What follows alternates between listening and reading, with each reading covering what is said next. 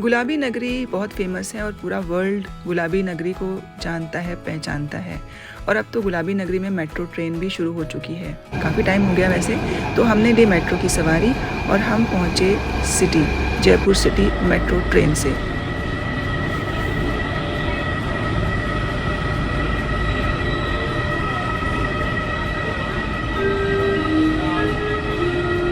हम बहुत खुश थे कि हम जा रहे थे बड़ी चौपड़। और बड़ी चौपड़ पे है गणेश जी का मंदिर और गणेश जी के मंदिर के पास है हवा महल।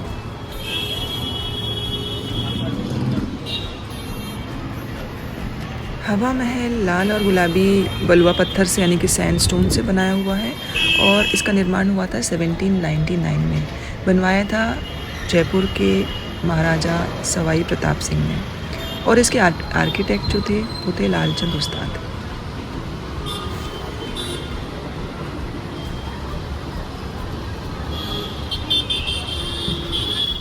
हम बहुत उत्सुक थे कि हम जाने वाले हवा महल के अंदर, जहाँ पे कभी राजा रानी घूमा करते थे, चला करते थे।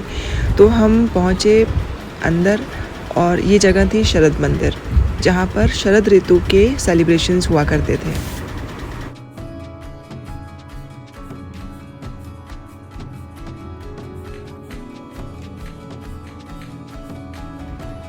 तो फाइनली हम थे हवा महल के अंदर और एक क्लिक तो बनता था। फिर हम आगे बढ़े और हमने रास्ता लिया जो कि हमें अगले फ्लोर पर ले जा रहा था और ये रास्ता था रैंप का, क्योंकि हवा महल में कोई भी सीढ़ियाँ नहीं है।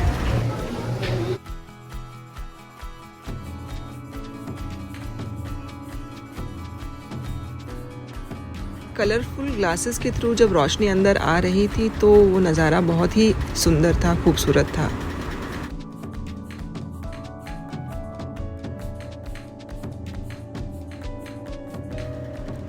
हम आगे बढ़ रहे थे और हमें उत्सुकता थी झरोकों से बाहर झांकने की। तो हम पहुंचे एक झरोखे के पास कि वहां से बाहर का नज़ारा कैसे दिखाई देता है। बहुत सुंदर।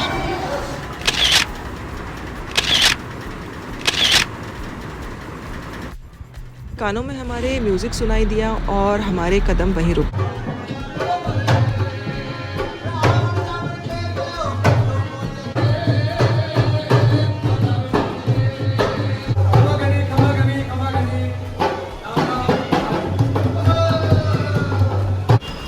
हवा महल के झरोके से जब हमने झांक कर देखा तो अनुभव किया एकदम क्लियर व्यू बड़ी चौपड़ की सड़कों का, दुकानों का, बाजार का। ऊपर खुला नीला आसमान और उस पर ये बादल।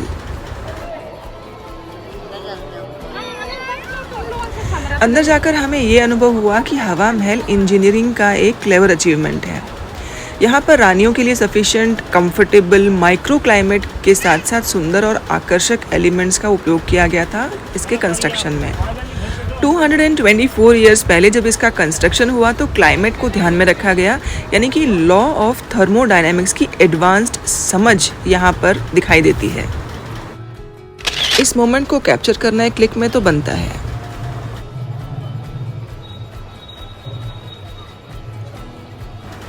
पैलेस में हवा वेस्ट से आती है जो नेचर के अकॉर्डिंग है और कोर्टयार्ड में वाटर बॉडी के संपर्क में आकर ये मॉइस्चर पिक करती है। अब प्रिंसिपल ऑफ कन्वेंशन करंट्स के अनुसार हॉट एयर ऊपर उठती है और ठंडी हवा नीचे आती है और ये प्रक्रिया यहीं ख़त्म नहीं होती। मॉइस्चर से भरी हवा फिर 953 खिड़कियों झरोकों की ओर बहती है और वेंचुरी प्रभाव के कारण हवा को ठंडा कर देती है। यही नहीं, खिड़कियां और छोटे छोटे जो झरोके हैं उनके कारण हवा एक संकुचित यानी कि कंस्ट्रिक्टेड पैसेज से बहती है, जिस कारण हवा का दबाव कम हो जाता है और वेलोसिटी बढ़ जाती है। खिड़कियों में जो जालियां लगी हैं वो हवा को समान रूप से डिस्ट्रीब्यूट कर देती है और साथ ही सूर्य से आने वाली जो डायरेक्ट रोशनी है उसको भी कंट्रोल करती है।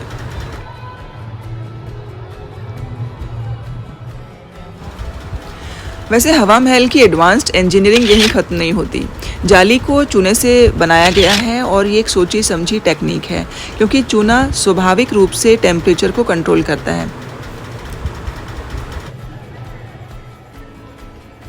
हवा महल के हर फ्लोर के पीछे की एडवांस्ड इंजीनियरिंग भी यहाँ पर नज़र आती है, जैसे कि हर फ्लोर सीज़न के अकॉर्डिंग बनाया गया है और हर फ्लोर की ओपनिंग और उसकी संख्या या फिर यूँ कहें कि उसका आकार अलग अलग है।